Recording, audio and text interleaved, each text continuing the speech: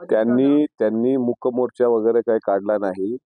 मराठा समाजातून आणि मराठा समाजासोबत सर्वच स्तरातून परभणीमध्ये मस्साजोगचे सरपंच संतोषराव देशमुख यांना आदरांजली वाहण्यासंदर्भात तसेच त्यांच्या कुटुंबियांची जी मागणी आहे त्याला न्याय देण्यासंदर्भात तिसरा हा मोर्चा महाराष्ट्रात होता.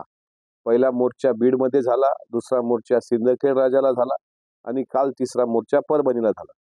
राष्ट्रवादी काँग्रेस पक्षाची सुरुवातपासून भूमिका आहे की मस्साजोग प्रकरणातील जे कोणी दोषी असतील, आरोपी असतील, त्यांना कडक शिक्षा झाली पाहिजे. त्यांना फासावर लटकवाच, त्याहीपेक्षा काही आणखी क्रूर शिक्षा असेल तीही कायद्यानुसार त्यांना दिल्या गेली पाहिजे. त्याबद्दल कुणाचंही दुमत नाही. पण मागं तुम्हाला आठवत असेल, बीडच्या मूक मोर्चामधून संतोष देशमुख यांच्या प्रकरणाला न्याय द्यायचा राहिला बाजूला आणि सर्वांनी धनंजय मुंडेंनी राजीनामा द्यावा हा स्वर पकडला. त्यामध्ये आमच्या पक्षाचेही आमदार होते, विरोधी पक्षाचेही आमदार होते, तिथले स्थानिक खासदार होते. आणि त्यानंतर प्राजक्ता माळींवर सुरेश धसांनी जे काही अश्लाघ्य टीका केली, त्यानंतर प्राजक्ता माळींनी प्रेस कॉन्फरन्स घेतली आणि त्यावर मग त्यांना माफी मागावी लागली.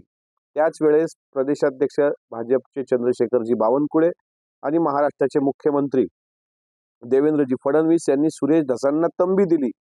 यानंतर महायुतीमध्ये कुठल्याही नेत्यांवर आपण बोलू नये.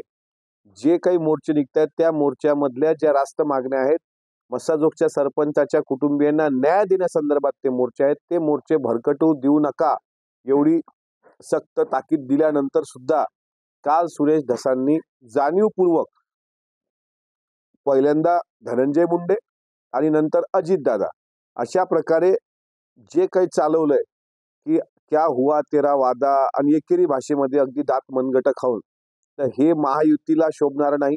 आम्हाला या प्रकरणात त्यांच्यासारखं राजकारण करायचं नाहीये.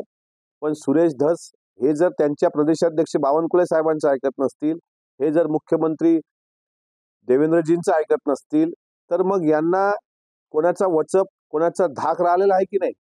ज्या प्रकारे ते भाष्य करतायत ते राष्ट्रवादी काँग्रेस पक्षाच्या राष्ट्रीय अध्यक्षांना दात मनगट खाऊन जर विचारत असतील तर त्यावर आम्ही बोलणार आहोत की नाही? आम्ही सुरेश धसांना प्रश्न विचारला आमदारांना, तर त्यांचे कार्यकर्ते ज्या प्रकारे ट्रोल करतात, धमक्या देतात, ती आमची प्रथा परंपरा नाही आहे. याच्यावर त्यांचा जो मोकाट बैल सुटलेला आहे त्याला व्यसन घालण्याची गरज मुख्यमंत्र्यांची आहे. त्यामुळे मुख्यमंत्र्यांनी यांच्या प्रवृत्तीला आवरावं. सोबतच यांचे जे टुकार कार्यकर्ते आहेत, जे धमक्या देणं, फोन करणं, मारून टाकणं, पाहून घेऊ, देख लेंगे, तुला सोडणार नाही अशा धमक्या देत आहेत, त्याही भामट्यांना थोडंसं आवरावं. सुरेश धसांनी जरा अजितदादांवर बोलण्यापूर्वी 10दा विचार करावा. अन्यथा महायुतीमध्ये जर द्वंद्व युद्ध निर्माण झालं तर त्याला जबाबदार सुरेश धस राहतील, हे नोंद घ्यावी. आमची मागणी परत एकदा ऐका. मस्साजोगचे स्वर्गीय सरपंच संतोषराव देशमुख यांच्या मारेकऱ्यांना कठोरात कठोर शासन झालं पाहिजे, ही रास्त मागणी आमची आहे.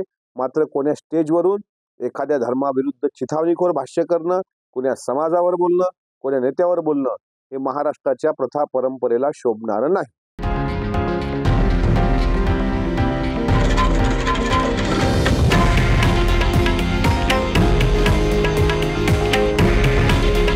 हे आहे देशातील नंबर 1 न्यूज नेटवर्क आणि आपण पाहत आहात TV9 मराठी.